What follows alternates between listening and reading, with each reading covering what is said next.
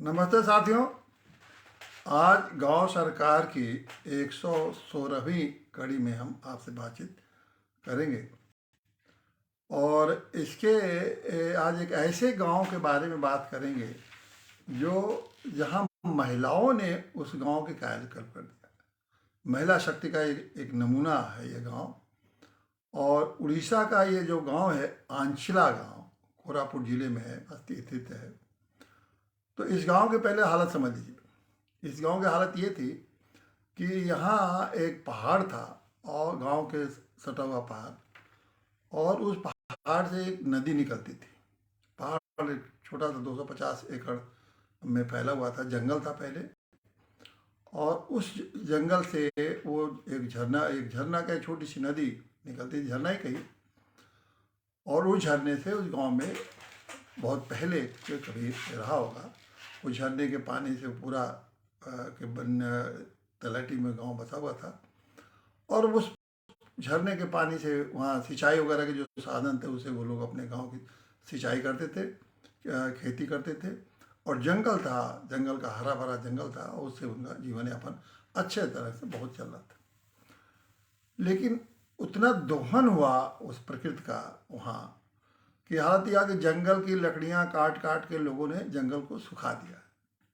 पहाड़ एकदम से वीरान हो गया और पहाड़ों पर हरे भरे जो पौधे थे वो हरे भरे नहीं रह गए, बल्कि वो टहनियाँ रह गए थे। और जो नदी थी वो भी धीरे धीरे झरना का स्रोत था, नदी तो नहीं कह सकते, झरने का स्रोत था, वो भी धीरे धीरे सूख सा गया था। अब वो नदी नहीं और प्रकृति का वो जो वातावरण होता है वो नहीं। तो हालत ही ये हो गई कि गांव के लोग भूखों मरने लगे थे। एक तरह से गांव वीरान होता चला गया। वहाँ लोग वहाँ भागने लगे, वहाँ से थोड़ी बहुत कुछ खेती बाती करके किसी तरह से जो रह गए थे अपना जीवन यापन कर रहे थे। ये स्थिति उस गांव की थी। अब ऐसे गांव की स्थिति के बारे में आप ये कल्पना कर सकते हैं कि इस हालात में, ऐसा हालात बहुत सारे पहाड़ के गांव, आस पास के गांव में बन गया है। लोगों ने उसको खूब दोहन किया प्रकृति का। जंगल काट लिए, पानी को, जो जंगल काटने से पानी का स्रोत स्वाभाविक रूप से बंद हो जाएगा, क्योंकि जंगल नहीं रहता है, वो इसको बांधे रहता है, ज़मीन को भी बांधे रहता है, और ऊपर से बारिश भी होती है। तो उससे नदी का वो झरना का स्रोत बंद हो गया। और स्थिति ये बहुत सारे ऐसे गांव हो गए हैं जहाँ के लोगों को पानी के अभाव में जीवन रहने लायक नहीं रह गया, और लोग भाग भाग के वहाँ से पलायन करते हैं। छोटे छोटे कस्बों में, बड़े बड़े कस्बों में जाके बिल्कुल एक तरह से नारकीय जीवन लोग जी रहे हैं। वहाँ के औरतों ने यह बीड़ा उठाया, और ये बहुत दिन की बात नहीं है, ये सन 1990 के दशक में उन्होंने ये बीड़ा उठाया कि हमें ये हालात को यहाँ बदलना है।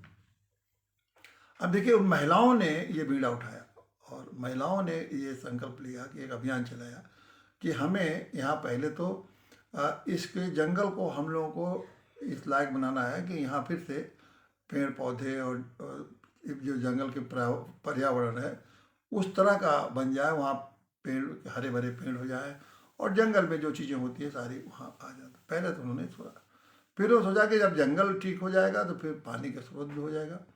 और यहीं से उनकी ये अभियान शुरू हुआ। तमाम महिलाएं हुई, जुड़ गई इसमें। उन्होंने ये क्या किया कि पहले तो उन्होंने कहा कि लकड़ी जो है कोई जंगल से नहीं काटेगा, और इसके लिए उन गाँव वालों ने, महिलाओं ने तय किया कि जो काटेगा उस पर 500 रुपया जुर्माना लगेगा।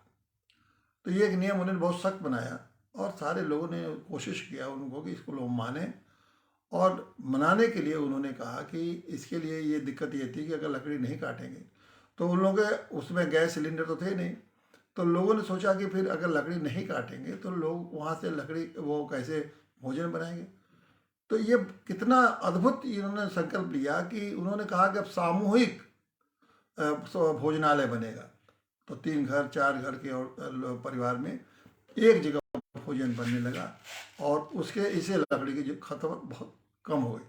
अब देखिए, एक गांव में ये बहुत कहने में बहुत आसान लगता है कि एक समस्या का समाधान करने के लिए गांव के लोगों ने और ख़ास करके महिलाओं ने इस तरह का संकल्प लिया कि हमें सामूहिक भोजनालय की शुरुआत करनी है। कितना ये बहुत ही एक तरह से मुश्किल काम है, क्योंकि सामूहिक भोजनालय में बहुत सारी है कि किसी को क्या पसंद है, कौन खाएगा, क्या नहीं खाएगा, कैसे खाएगा, और उनको कैसा उनको अपने बनाया हुआ भोजन अच्छा लगता है, दूसरे का नहीं। ये बहुत सारी चीज़ें वो एक उसके साथ जुड़ी रहती है। लेकिन नहीं, उन्होंने संकल्प लिया और ये स्थिति हुई कि उन्होंने सामूहिक भोजनालय से ये कार्यक्रम शुरू किया। इससे लकड़ी की कटना शुरू हुआ। फिर जंगल में उन्होंने पेड़ लगाने शुरू किए, और जंगल में जो भी उस समय वहाँ के कम पानी में कैसे कौन कौन से पेड़ होते हैं, उसमें उन्होंने जंगल उस अपने पहाड़ पर जाके उसमें लगाना शुरू किया। और तब धीरे धीरे धीरे उन्होंने देखा कि उन्हें धैर्य रखना था, धैर्य के साथ शुरू काम किया, और उसका परिणाम ये हुआ कि जंगल जो है साल भर के बाद से ही पौधे जो है जो उन्होंने लगाए वो सब पौधे उगने लगे, बड़े होने लगे। तो जब इससे बहुत उत्साह हुआ, और उस पूरे उस पर्वत को उन्होंने, जो गांव का पर्वत था, उस पूरे पर्वत को उन्होंने एक तरह से इतने पौधे लगा दिए कि वो भर गया जंगल, और जंगल रूप अपने मौलिक रूप में आ गया, वो जंगल हो गया। और जैसे ही जंगल अपनी मौलिकता में आया, तो जो उनका सोता था, पानी का स्रोत था, जो करीब करीब लगभग सूख ही गया था, थोड़ा थोड़ा कभी कभी 2-4 बिंदु थोड़े थोड़े पानी कभी कभी आ जाते थे, उसमें एकदम से पानी का स्रोत बिल्कुल मौलिक रूप से फूट पड़ा।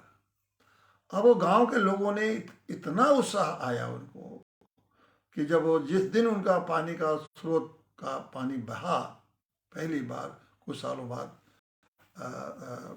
5 सालों बाद, तो उन लोगों को लगा कि अब हम लोगों का जीवन जो है ये बिल्कुल जैसे पहले था वैसे वापस आ जाएगा।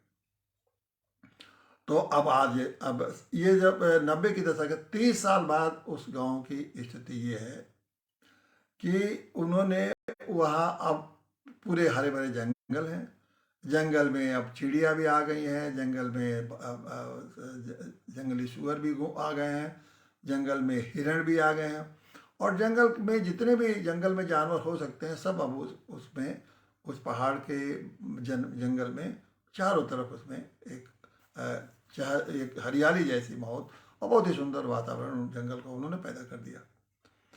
अब इसके साथ साथ जब पानी का स्रोत खुल गया उनके पास, तो उन्होंने साग सब्जियां बोना शुरू किया। साग सब्जियों की अच्छी खासी उन्होंने खेती शुरू की। इसके साथ उन्होंने ये किया कि वो उन्होंने फसल की भी जो लगाने की जो कोशिश, अपने जो फसल लगाए जाते थे उसमें उन्होंने वो फसल लगाना शुरू किया। और जो खास बात है, उन्होंने अपने उस गांव में ये जैविक खेती और प्राकृतिक खेती शुरू किया, जिसमें कि जो रासायनिक खादों का उपयोग उन्होंने एकदम से बंद कर दिया। तो जब रासायनिक खादों का, तो गाय के मूत्र है, गाय का गोबर है, और इस तरह से फिर से जो जैविक खाद बनता है, उससे उन्होंने जैविक खाद बनाना शुरू किया। और पूरा गांव जो है इसमें वहाँ उसमें जैविक और प्राकृतिक, जो प्राकृतिक खेती है जिसमें ऐसी खेती शुरू किया जिसमें कि कम पानी लगता हो। तो कम पानी के लगने से और जैविक खेती करने से, तो उस जैविक खेती के जो उत्पाद होते हैं उनको अच्छा मूल्य मिलने लगा। कम पानी होने से उनको ये दिक्कतें कम हो गई। साथ ही साथ उन्होंने कुछ एजेंसियों की मदद भी लिया, कुछ एजेंसियों की, जो वहाँ के आसपास के कुछ लोग हैं, जो एनजीओ है, और इस दिशा में जो जैविक खेती और प्राकृतिक खेती करने में जो मदद कर सकते हैं, उनको बुलाया। तो उन्होंने ये सब उसके तकनीक बताया कि कैसे जैविक खाद बनेगा, कैसे जैविक खेती बनेगा, कैसे प्राकृतिक खेती होगी। देखिए, जैविक खेती का मतलब है कि आप जो खाद वाद है वो वहीं से गाय का मूत्र और नीम का खली ओली, ये तमाम जो प्राकृतिक चीज़ें हैं उससे मिला के आप करते हैं। प्राकृतिक खेती का मतलब ये है कि जो प्रकृति की चीज़ें वहाँ उपलब्ध हैं वो उसके अनुकूल आप उन्हीं का उपयोग करके, जो कुछ है प्रकृति में आसपास में, उन्हीं के अनुकूल वो आप उसको वो उसी से अपने को सहारा लेके, चाहे उसका उपयोग करके, कहिए उपयोग करके, वो अपनी कृषि उन उत्पादनों को उससे जोड़ देते हैं, ताकि उसके लिए उनको अलग से कोई प्रयास न करना। तो जैविक खेती और प्राकृतिक खेती का काम उन्होंने शुरू किया, और ये भी कहा कि एक फसल से न होके कई फसल ले सकते हैं, और ऐसे फसलों को भी उन्होंने शुरू किया जो कि उनके ज़मीन को उपजाऊ बना सके। और उसके लिए बहुत सारे ऐसे फसल हैं कि आप जो मुख्य फसल का अगर अगल मेड़ के किनारे किनारे 2-3 लाइन आप ऐसी चीज़ें उत्पाद करिए जिससे कि आपको वो फ़ायदा भी होगा, जल्दी 1-1 महीने 2-2 महीने में उससे चीज़ें निकल फायदे होंगे, उत्पादन हो जाएगा। और उससे आपको ये फ़ायदा होगा कि मिट्टी का जो ऊर्जा शक्ति है, वो उर्वरा शक्ति है मिट्टी का, वो भी उससे बेहतर होती है। तो इस तरह आप जो दो गांव वीरान हो चुका था, जहाँ से पलायन हो रहा था, वहाँ की महिलाओं ने ये स्थिति अपने प्रयासों से और अपने संकल्प से उन्होंने उस ये असंभव को असंभव जी, क्योंकि लोग ऐसे ही होता है कि जहाँ से एक बार वीरान हो जाता है उस जगह पर रहना पसंद नहीं करते हैं, और वहाँ से भाग भाग के कस्बों शहरों में भाग के चले जाते हैं, जो कि ये सामान्य घटना है। ये कोई इसमें कोई एक जगह की नहीं, बल्कि इसमें देश में हर जगह यही स्थिति हो रही है, और वो आसान तरीके अपनाते हैं। लेकिन इन लोग यहाँ के महिलाओं ने वो इस चीज़ को संकल्प लिया। फिर जब महिलाओं आगे बढ़ी, आज भी वहाँ महिलाएं ही मुख्य रूप से बात कर रही हैं। और इतना ही नहीं, उन्होंने ये महिलाओं का जो और भी मैं आप प्रेरणा के लिए बता दूं कि महिलाओं ने सोचा कि ये जो लकड़ी काट रहे हैं क्या करें, कैसे इनको कुछ तो प्रेरित किया लोगों ने। फिर उन्होंने चौकीदार भी रखा, और चौकीदार को उन्होंने कहा कि एक देखेगा कि कोई लकड़ी काट रहा है कि नहीं काट रहा। फिर उन्होंने एक हर परिवार के एक ड्यूटी दिया, कर्तव्य कि उनको कि आप देखेंगे कि कोई लकड़ी काट नहीं कर रहा। अब जो परिवार के लोगों को उन्होंने कहा कि भाई कैसे इनको अगर जो पहरा दे रहा है परिवार का कोई व्यक्ति तो या चौकीदार, तो उसको कैसे कोई न कोई उसको ऐसा उसके खर्च बर्च के लिए देना चाहिए। तो गांव से ला के उन्होंने पैसे तो नहीं, तो उन्होंने रागी 10-10 किलो 15-15 किलो रागी के गांव से, उस रागी मतलब एक अनाज है, तो उस रागी को वहाँ पैदा होता था। तो उस रागी के उन्होंने कहा कि हम 15 किलो, जिसको जो पहरा देगा उसको 15 किलो प्रतिदिन के हिसाब से रागी दिया जाएगा, और वो रागी वो गांव से वसूलते थे, गांव से वसूल के और गांव के लोग उसको सहयोग करने लगे। तो उससे उन्होंने पहरेदारी भी करवाना शुरू किया। तो ये प्रयास कहना बिल्कुल बहुत सहज लगता है, लेकिन सबसे रागी इकट्ठा करना, उन प्रतिदिन रागी का जो पहरा है उस पहरे वाला नियमित रूप से जाए, उसको प्रोत्साहित करना कि भाई रोज़ जाए, देखे कि कोई लकड़ी तो नहीं काट रहा है, पता लगाता रहे। फिर चौकीदार अपना ड्यूटी ठीक से कर रहा है कि नहीं कर रहा है उसको देखना। तो ये सारा कुछ ये कराना, और इसमें कोई सरकारी ताकत भी नहीं है, गांव का ये स्वतः अपनी व्यवस्था है, उससे ये सब कुछ कराना। तो ये सारा कुछ उन्होंने जो किया वो अपने आप में एक बहुत बड़ा सीखने का उदाहरण है। और ये भी समझने की बात है कि क्या किस तरह महिलाएं अगर संकल्प ले लें तो अपने गांव को खुशहाल बना सकते हैं। अभी तक तमाम बातें जो मैंने कड़ियों में तमाम जिन लोगों के बारे में बताई, तो उसमें ऐसा मुझे नहीं मिला कि जिसमें कि महिलाओं के पूरी की पूरी महिलाओं के नेतृत्व में कोई इस तरह का कोई क्रांतिकारी कदम अब उठाया गया। लेकिन ये जो आंचला गांव का है उड़ीसा का, उड़ीसा तो आप जानते हैं कि सामान्यतः और राज्यों के हिसाब से वो एक गरीब राज्य है, और वहाँ संसाधन बहुत कम है, लेकिन और वहाँ संकट भी बहुत आते हैं, कभी तूफान, कभी बाढ़, तूफानों का संकट भी आता है। और फिर भी उन लोगों ने, वहाँ की महिलाओं ने हमें ऐसा करके दिखाया। तो तो ये पूरे देश के लिए और पूरे मेरे ग्रामीण समाज के लिए इससे बड़ी, मैं समझता हूँ कि इससे बड़ा प्रेरणादायक कहानी कोई नहीं हो सकती है। तो इसी संदर्भ में जब मैं बार बार आपसे ये कहता हूँ कि यो अगर सरकार के ने तो सरकार तो उस गांव को इतने सालों से देख रही थी, कुछ नहीं कर पाई, और 30 सालों में उस गांव के महिलाओं ने करके दिया। तो जो लोग ये समझते हैं कि सरकार की व्यवस्था से गांव का विकास और गांव का उत्थान हो जाएगा, वो सिर्फ एक भ्रम है।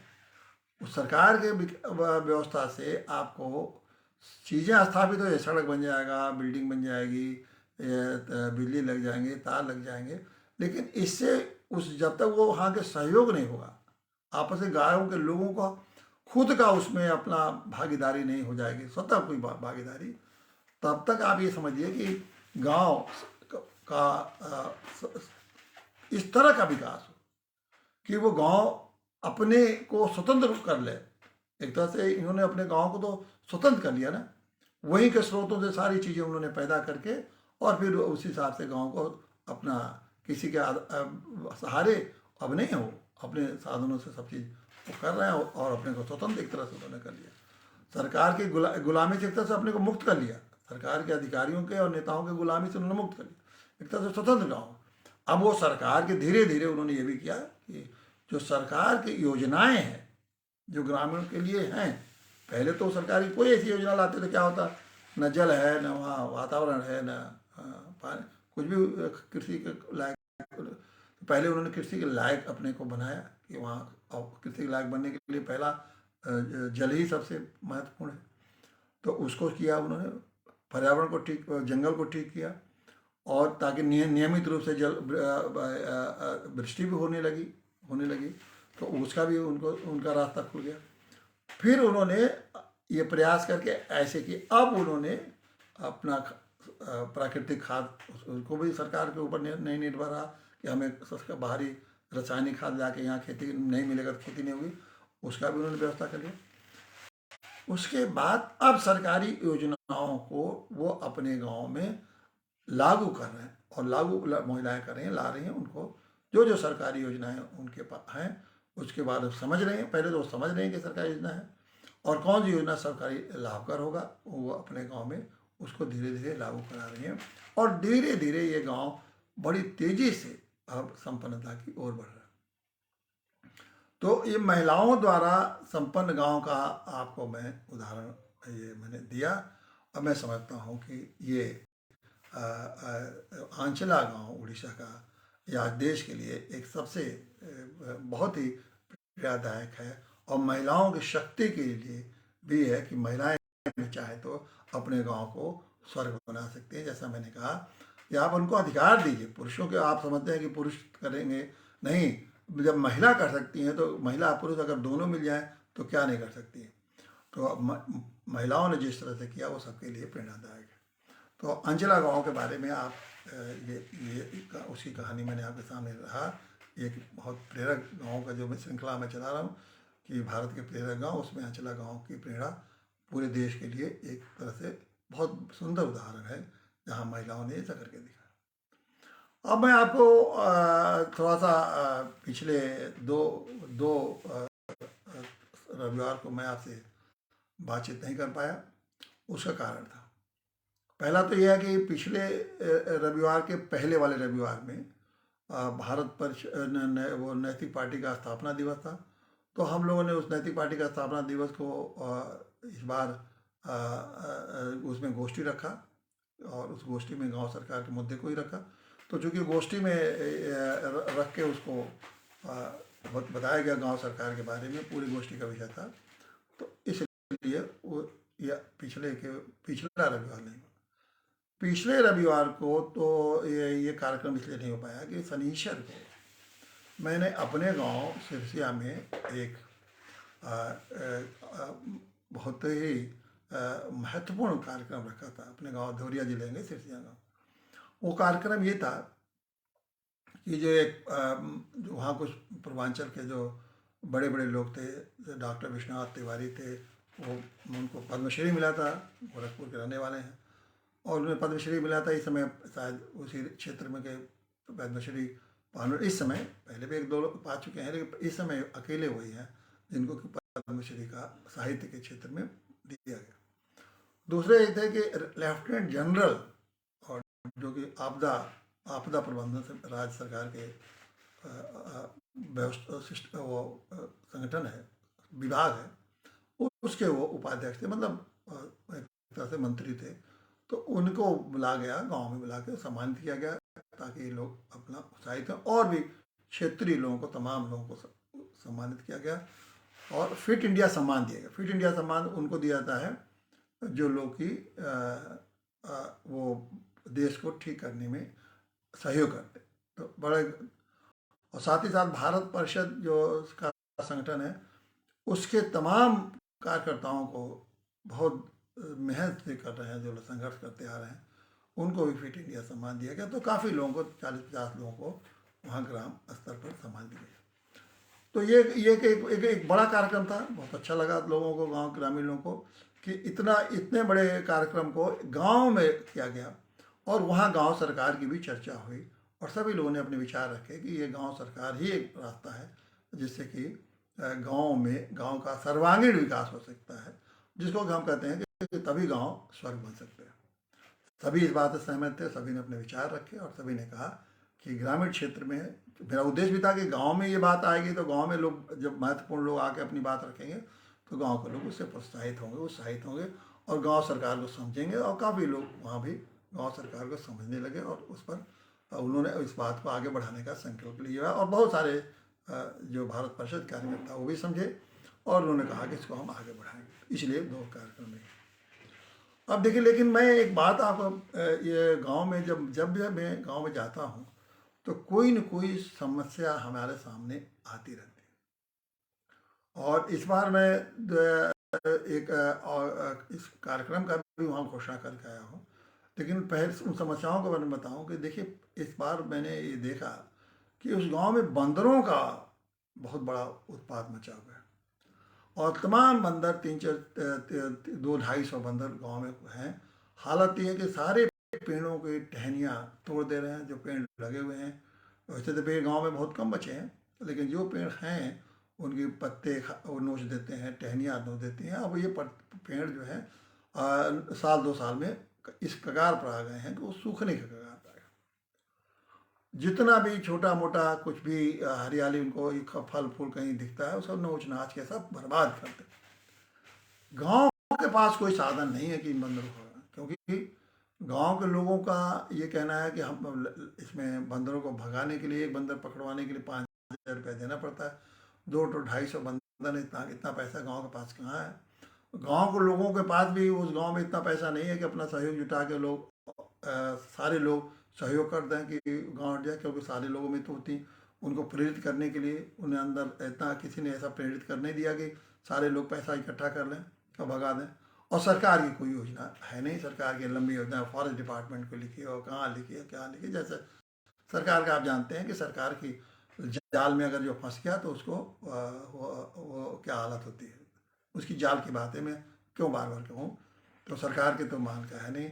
और अब गांव के लोग 2 साल से बुरी तरह से गांव की बर्बादी हो रही है, लेकिन कोई देखने वाला नहीं। इसीलिए मैं कहता, अगर वो गांव सरकार रहती तो उसके लिए इस समस्या का समाधान कितना आसान था।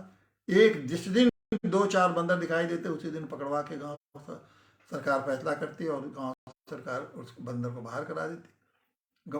वो एक भी बंदर नहीं दिखते।